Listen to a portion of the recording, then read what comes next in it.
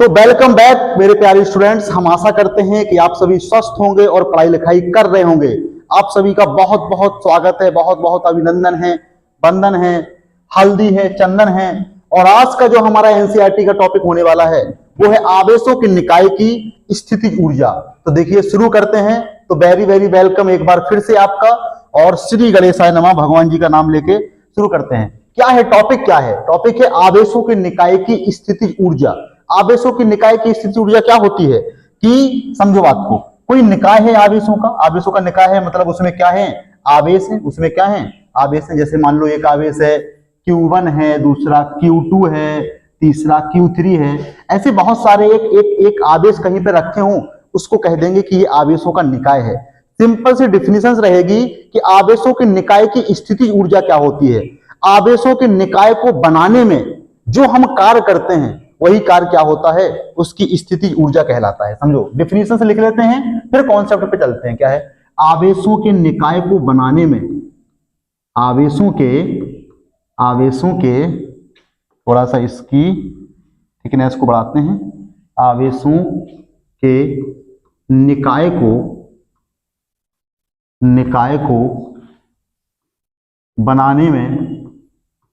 बनाने में जो कार्य करते हैं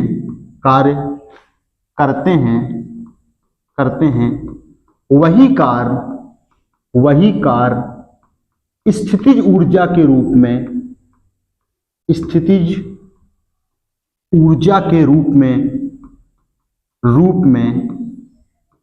संचित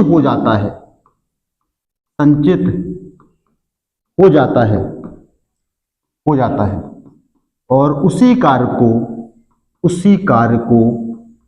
को निकाय की स्थितिज ऊर्जा कहते हैं। निकाय की स्थितिज ऊर्जा कहते हैं। समझ पा रहे हो कहानी? सिंपल सी कहानी है कि आवेश में, निकाय में कितने भी आवेश हो सकते हैं। 2 हो सकते हैं, 1 हो सकता है, 3 हो सकते हैं, 4 हो सकते हैं, 5 हो सकते हैं। कोई भी आवेशों का निकाय बन रहा है, उस निकाय को बनने में जितना आपने कार्य किया वही कार्य किसमें संचित हो गया? स्थितिज ऊर्जा के रूप में संचित हो गया। और वही कार्य क्या कहलाता है? वही कार्य कहलाता है स्थितिज ऊर्जा। समझना बात को, क्या होती है स्थितिज ऊर्जा? जब आप संरक्षी कार्य करते हो, कार्य आपने किया, वो कार्य नष्ट नहीं हुआ, संचित हो गया। जैसे ये पिन है, इसको अगर हम लोग गुरुत्व के अधीन धीरे धीरे ऊपर उठाएं तो आपने इस वस्तु के ऊपर जो कार्य किया है ना, वो कार्य इसके अंदर स्थितिज ऊर्जा के रूप में संचित हो गया। अब वो कार्य कहीं नष्ट नहीं हुआ है। जब आप इसको छोड़ोगे तो दोबारा ही अपनी अवस्था में वापस चला जाएगा, क्योंकि इसके पास क्या था? वो स्थितिज ऊर्जा थी, वो कार्य था। ऊर्जा कार्य अलग अलग होता ही नहीं है बेटा, ऊर्जा और कार्य दोनों सेम होता है। ठीक है, आई बात समझ में? तो आपने इसके ऊपर कार्य किया, जब ये वस्तु यहां पे है तो ये जो कार्य है इसके अंदर इकट्ठा है स्थितिज ऊर्जा के रूप में, तो वही इसकी स्थितिज ऊर्जा है कि नहीं? यानी किसी m द्रव्यमान के पिंड को, समझना, किसी m द्रव्यमान के पिंड को आपने उठाया, आपने W कार्य किया। W कार्य कितना हो गया? mgh के बराबर हो गया। हम लोग जानते हैं mgh होता है स्थितिज ऊर्जा का फॉर्मूला। होता है कि नहीं होता है? देखो समझो, अब हम लोगों को आवेशों के निकाय की स्थितिज ऊर्जा निकालनी है। तो पहले एक आवेश को करते हैं। पहले निकालते हैं एक आवेश के निकाय की स्थितिज ऊर्जा, फिर निकालते हैं 2 आवेशों के निकाय की स्थितिज ऊर्जा, फिर निकालते हैं 3 आवेशों की। और अगर 3 तक की आपने निकाल लिया तो आप कॉन्सेप्ट सीख जाओगे। आपको कितने भी आवेश आ जाएं, आपको कोई भी दिक्कत होने वाली नहीं है। और लास्ट में हम एक ऐसी ट्रिक बताएंगे कि कितने भी आवेश आ जाएं, उन सबके आवेशों की निकाय की आप स्थितिज ऊर्जा निकाल सकते हो। ठीक है, तो सिंपल सी कहानी को आगे बढ़ाते हुए अपन लोग चलते हैं। देखो समझो बात, अगर एक निकाय के आवेश की बात करें कि जिस ऐसा निकाय एकल आवेश, एकल आवेश निकाय की स्थितिज ऊर्जा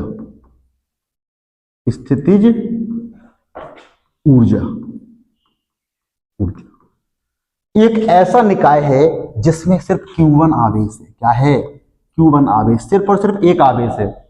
इस एक आवेश को बनाने में आपने कार्य किया क्या? कुछ कार्य नहीं किया। समझो क्यों?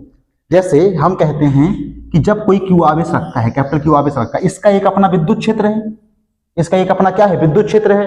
और आप किसी Q1 आवेश को लेके आ रहे हो, किसी पॉइंट पर लेकर के आते हो, आप जो कार्य करते हो वो कार्य क्या होता है, उस कार्य का विभव कहलाता है। उस बिंदु के लिए क्या होता है, विभव होता है। आपने Q1 के ऊपर क्या लगाया, फोर्स लगाया, कहानी कुछ की, इसको इस पॉइंट ए पर लेकर के आए, आपने एक कार्य W किया कि नहीं किया, क्योंकि इस बिंदु पर विभव था। क्या था, विभव। किसी बिंदु पर आप किसी आवेश को ला रहे हो, किसी बिंदु पर किसी आवेश को लाने में आप जो कार्य करते हो वो कितना करते हो, आप लोग जानते हैं V इक्वल टू होता है W अपॉन Q, तो W बराबर हो जाएगा V इंटू Q। समझते चलना, किसी बिंदु पर किसी आवेश Q को ला रहे हो, इस बिंदु का विभव V है और किसी Q आवेश को ला रहे हो, तो जिस बिंदु पर आप लेके आ रहे हो, अगर उस बिंदु का विभव V है और किसी Q आवेश को लेके आ रहे हो, उस Q आवेश को लाने में आप जो कार्य करोगे वो करोगे W बराबर V इंटू Q करोगे। कितना करोगे, V इंटू Q। लेकिन जब सिर्फ निकाय में एक ही आवेश है, सिर्फ निकाय में सिंगल आवेश Q1 है, तो जिस बिंदु पर आया है वहां ऑलरेडी पहले कोई आवेश था ही नहीं। जब उस बिंदु पर कोई पहले आवेश था ही नहीं, तो उस पर Q आवेश को लाने में आपने क्या कार्य किया, कोई कार्य नहीं किया। अरे जब विभव ही जीरो था, W इक्वल टू क्या है, W इक्वल टू है V इंटू Q, है कि नहीं। V की वैल्यू कितनी है इस पॉइंट पर, क्योंकि पहले कोई आवेश नहीं था, इसलिए उस बिंदु पर जो V है वो जीरो है। 0 गुणे Q1, W बराबर क्या आ गया, 0 कार आ गया। यानी किसी पॉइंट पर आप एक आवेश Q1 को ला रहे हो, उस बिंदु का विभव V 0 था, तो आप उस आवेश को उस बिंदु तक लाने में आपने कोई कार्य नहीं किया। एक ही आवेश है उसके अंदर, उस निकाय के अंदर सिर्फ एक ही आवेश है। ध्यान से सुनो, सो नहीं जाना है। यहां देखो, जब पहले कोई आवेश था ही नहीं, जब आवेश ही पहले नहीं था, तो उस बिंदु का विभव 0 था। जब विभव 0 था तो वहां पे क्या हो गया, टोटल कार्य 0 हो गया। जब कार्य किसी आवेश को उस बिंदु तक लाने में कार्य 0 किए हो, तो उस एक आवेश के निकाय की स्थिति ऊर्जा 0 हो गई। अब दो आवेशों के निकाय की बात करते हैं, कॉन्सेप्ट समझना, अभी बोर नहीं होना, अभी और मजेदार कहानी हो जाएगी। अब दो आवेशों की निकाय की स्थिति ऊर्जा की बात हो रही है। दो आवेशों के निकाय की स्थितिज ऊर्जा, समझते चलना बात को, स्थितिज ऊर्जा। अब दो आवेश हैं, माना एक आवेश है अपना Q1, दूसरा आवेश है Q2, तभी तो बनेगा दो आवेश है। लेकिन निकाय में इसके पहले एक आवेश Q1 आ चुका है, समझो बात को। अब दो आवेशों की निकाय की कहानी है। निकाय में पहले से एक आवेश Q1 आ चुका है। जब निकाय में एक आवेश पहले से Q1 जब आ चुका है, तो इस Q1 में मान लो Q1 आ गया, और Q1 को लाने में जो कार्य किए हो, इसके पहले ही टॉपिक पढ़ चुके हैं, Q1 को लाने में जो कार्य किए हो W बराबर 0 किए हो। तो Q1 को लाने में कोई कार्य आपने नहीं किया, लेकिन इस बिंदु पर मान लो आप Q2 को ला रहे हो, इसको लेके आ रहे हो Q2 को। जब इस बिंदु पर आप Q2 को लेके आ रहे हो, तो इस बिंदु पर Q1 ने कोई ना कोई विभव तो लगा ही दिया ना बेटा। समझो बात को समझने वाली बात है। जब निकाय दो आवेशों के निकाय की बात हो रही है, तो Q1 को लाए तो कोई विभव नहीं था, बिंदु पर विभव 0 था, तो लाने में जो कार्य किए 0 किए। लेकिन जब आप Q2 को ला रहे हो, तो Q2 को लाने में ऑलरेडी Q1 है वहां पे। जब Q1 है तो Q1 ने उस बिंदु पर विभव बना दिया। जब विभव बना दिया, कितना विभव बना दिया, Q1 से मान लो Q1 से निकाय में Q2 आ रहा है, R21 दूरी पर आ रहा है। 21 क्यों ले लीजिए, क्योंकि इस बिंदु पर Q2 आ रहा है, R Q1 से डिस्टेंस कितना हो गया, R21 हो गया। किसी Q आवेश से R दूरी पर विभव क्या होता है, किसी Q आवेश से R डिस्टेंस पर जो विभव होता है, उसका फॉर्मूला होता है V equal to 1/4 pi epsilon naught Q upon R। होता है कि नहीं होता है। यहां पे Q1 से R21 दूरी पर विभव की बात हो रही है, यानी विभव इस बिंदु पर कितना आ गया, विभव इस बिंदु पर आ गया V बराबर 1/4 पाई एप्सिलॉन नॉट। चार्ज है Q1 और डिस्टेंस है R21, है कि नहीं। अब जिस बिंदु पर Q2 आ रहा है, उस बिंदु पर विभव है। अगर किसी ऐसे बिंदु पर आवेश को लेके जा रहे हो जिस बिंदु पर विभव V है, तो W बराबर V इंटू Q आपको क्या करना पड़ेगा, कार्य करना पड़ेगा। तो Q2 को लाने में, Q2 को, ये बिंदु मान लो जहां पे Q2 आ रहा है, बिंदु A है, Q2 को बिंदु A पर लाने में, बिंदु A पर लाने में कितना कार्य करना पड़ेगा। बिंदु A पर जो विभव है V गुणे आवेश कौन सा ला रहे हो, Q2, बिंदु बिंदु ए पर विभव कितना है 1/4 pi epsilon not Q1 upon R21, 1/4 pi epsilon not Q1 upon R21 और इंटू Q2 इतना कार्य आपने किया। कितना कार्य किया आपने Q2 को लाने में कार्य किया 1/4 pi epsilon not Q1 Q2 upon R21।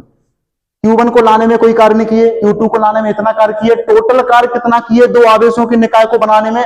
Total कार्य किए इतना। क्लियर है कहानी? तीन आवेशों के निकाय की कहानी को समझते हैं, टॉपिक हो गया एकदम चकनाचूर हो गया। टॉपिक में कोई कुछ चीज थी ही नहीं, कोई ऐसी कठिन चीज थी ही नहीं। अब निकाय की बात हो रही है, तीन आवेशों की निकाय की बात हो रही है। कितनी आवेशों की निकाय की बात हो रही है? तीन आवेशों की निकाय की। बेटा Q1 को लेके आ चुके हो, Q2 को लेके आ चुके हो, लेकिन इतना याद होना चाहिए Q1 को लाने में कार्य कितना किए हो? कार्य कुछ नहीं किए हो। Q1 के पहले कोई चार्ज था ही नहीं, जीरो। Q2 को लाने में कितना कार्य किए हो? Q2 को लाने में आपने जो कार्य किया है वो कितना किया है? अभी देखे हैं Q2 को लाने में कार्य किए हैं 1/4 pi epsilon not Q1 Q2 upon R21। अब Q3 को ला रहे हैं, Q1 आ चुका है, Q1 को लाने में जीरो कार्य हो चुका है, Q2 को लाने में कार्य हो चुका है। इस बिंदु पर Q3 आ रहा है, क्या आ रहा है? Q3। लेकिन जिस बिंदु पर Q3 आ रहा है ना, उस बिंदु पर देखो ऑलरेडी Q1 भी विभव डेवलप कर देगा, Q2 भी विभव डेवलप कर देगा। समझो बात को, समझो, ध्यान से समझो। अब Q1 भी तो है ना निकाय में और Q2 भी है निकाय में। जब Q1 Q2 ऑलरेडी एग्जिस्ट कर रहा है तो ये डिस्टेंस कितना हो गया? मान लो बिंदु A पर Q3 आ रहा है, ये डिस्टेंस हो गया R31।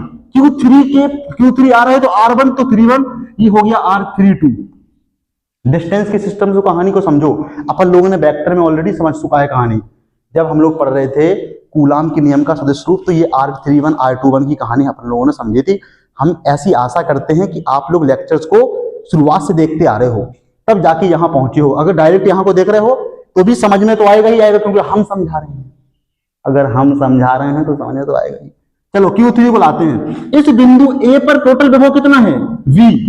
अब टोटल विभव कितना है? क्योंकि Q1 ने विभव डेवलप किया है और विभव हमारी अदिश राशि है, टोटल हो जाएगा V बराबर कितना है? 1/4 pi epsilon not Q1 upon R31, Q1 के द्वारा विभव plus 1/4 pi epsilon not Q2 upon, यानी Q2 के द्वारा विभव Q2 अपॉन कितना है? R32 है कि नहीं? टोटल इतना विभव इस बिंदु पर, जिस बिंदु पर Q3 आ रहा है। जब इस बिंदु पर टोटल विभव इतना है तो Q3 को लाने में कार्य कितना करना पड़ेगा? Q3 को लाने में जो कार्य करना पड़ेगा बेटा, वो V इंटू Q होगा कि नहीं होगा? और V कितना है? विभव कितना है? इतना है विभव, इतना 4 पाई 1/4 पाई एप्सिलॉन नॉट कॉमन ले लेते हैं, और यहाँ पे क्या बचा है? Q1 और अपॉन R31। हम ऐसे सुनो, Q3 को मल्टीप्लाई करेंगे, V इंटू Q होता है कि नहीं होता है? जब Q3 का मल्टीप्लाई होगा तो Q1 Q3 हो जाएगा और प्लस हो जाएगा, क्या हो जाएगा? Q3 upon R32। ठीक है, Q3 को लाने में ये कार्य किए हैं। अब जो Q3 को लाने में जो कार्य किए हैं उतनी स्थिति ऊर्जा नहीं है आवेशों के निकाय को बनाने में जितना कार्य किए हो टोटल, यानी Q1 को लाने में जो कार्य किए हो प्लस Q2 को लाने में जो कार्य किए हो प्लस Q3 को लाने में जो कार्य किए हो, वो टोटल क्या है? अपना टोटल है तीनों आवेशों के निकाय की स्थिति ऊर्जा, यानी टोटल 3 आवेशों के निकाय की स्थिति ऊर्जा कितनी होगी? टोटल Q1 को लाने में तो जीरो कार्य किए हो, Q2 को लाने में कितना कार्य किए हो? 1/4 पाई एप्सिलॉन नॉट, और किए हो Q1 Q2 upon R21 plus Q3 को लाने में 1/4 पाई एप्सिलॉन नॉट, ब्रैकेट अगर ओपन कर दिए तो क्या हो जाएगा? क्या हो जाएगी कहानी? Q3 upon R31 plus Q3 upon R32। ये कहानी हो जाएगी। कहोगे सर 3 आवेशों के निकाय की कहानी तो समझ में आ गई, अगर 4 आवेशों के निकाय की कहानी की बात हो तो फिर जब चौथा आवेश आएगा ना, जब Q4 आएगा तो इस निकाय में क्या है कहानी, Q1 Q2 Q3 ऑलरेडी आ चुके हैं। Q4 को लाने में Q4 जिस बिंदु पर आएगा उस पर Q1 भी विभव डेवलप करेगा, Q2 भी करेगा, Q3 भी करेगा। टोटल जो विभव आएगा उसमें Q4 का क्या करेंगे, मल्टीप्लाई करेंगे। उतना कार्य तो आपने Q4 को लाने में किया है, लेकिन 4 आवेशों के निकाय कैसे हुआ, Q1 को लाने में जितना कार्य किया हो प्लस Q2 को लाने में जितना कार्य किया हो प्लस Q3 को लाने में किया हो प्लस Q4 को जितना लाने में किया हो, टोटल योग कर दोगे। अब सवाल ऐसे थोड़ी फॉर्मूला यूज कर सकते हो, फॉर्मूला रट सकते हो क्या? अरे ब्रह्मा आके नहीं रट सकते, तुम लोग तो खैर अभी छोटे छोटे बच्चे हो। समझो ट्रिक को क्या यूज करेंगे, ट्रिक समझना, बात क्लियर हो जाएगी कहानी। अपन 5 आवेशों के लिए ट्रिक यूज करते हैं। समझो ऐसा मान के चलते कि 5 आवेशों की निकाय की कहानी है, एनसीईआरटी में सिर्फ 3 आवेशों तक की कहानी दी गई है, लेकिन सवाल कभी कभी जब नीट जेईई में होते हैं तो सवाल डायरेक्ट बनते हैं, तो ट्रिक से सवाल होना चाहिए। समझना, आप Q1 को लेके आ रहे हो, क्या Q1 के पहले कोई आवेश है? कुछ नहीं, खत्म कहानी। लेकिन जब आप Q2 को लेके आ रहे हो तो Q2 के पहले कौन सा आवेश है? Q1 है, तो आप क्या कर दो, आप यहां पे लिख दो Q2 गुणे Q1। समझ गए? ट्रिक समझो। आप Q3 को लेके आ रहे हो, जब आप Q3 को लेके आ रहे हो तो ऑलरेडी कौन कौन एग्जिस्ट कर रहा है, Q1 Q2, तो Q3 का मल्टीप्लाई करा दो Q1 से, तो plus Q3 Q1 plus Q3 Q2 करा दिए। अब जब आप Q4 को लेके आ रहे हो, तो जब आप Q4 को लेके आ रहे हो तो ऑलरेडी निकाय में कौन कौन से आवेश हैं? ऑलरेडी निकाय में Q1 है, Q2 है, Q3 है, तो Q4 गुणे Q1, Q4 गुणे Q2, Q4 गुणे Q3, तो प्लस Q4 गुणे Q1 प्लस Q4 गुणे Q2 प्लस Q4 गुणे Q3। क्लियर है? अब जब Q5 को लेके आ रहे हो, तो Q5 के पहले कौन कौन से आवेश हैं? Q5 के पहले आ चुके हैं Q1 Q2 Q3 Q4, तो Q5 को लेके आ रहे हो तो Q5 गुणे Q1, Q5 गुणे Q2, Q5 गुणे Q3, Q5 गुणे Q4। इतनी कहानी हो गई। अब इसको लिख दो फॉर्मूले के साथ सिस्टमेटिक करके। फॉर्मूले में सब में क्या कॉमन रहेगा, टोटल कार्य कितना होगा, सब में कॉमन है 1/4 pi epsilon not. Bracket start कर दो, लिखा है Q1 Q2 Q2 Q1, तो Q2 Q1 अपॉन R21, तो R21 प्लस लिखा है Q3 Q1, तो Q3 Q1 अपॉन R31। ऐसे करते करते सबके साथ लिख दो, ब्रैकेट बंद कर दो, फॉर्मूला आ गया। अरे हम कह रहे 5 नहीं 6 आवेश हो, 7 आवेश हो, कितने भी आवेश हो, तो फिर बस कहानी का करते हैं द एंड। गर्मी बहुत ज्यादा पड़ रही है, अब बहुत ही जल्द, बहुत ही सिस्टम से, बहुत ही तरीके से आपकी रेगुलर क्लास चलने वाली है। तो आशा करते हैं आप सभी स्वस्थ होंगे और आप सभी का बहुत बहुत वेलकम। ठीक है, मिलते हैं, बाय बाय।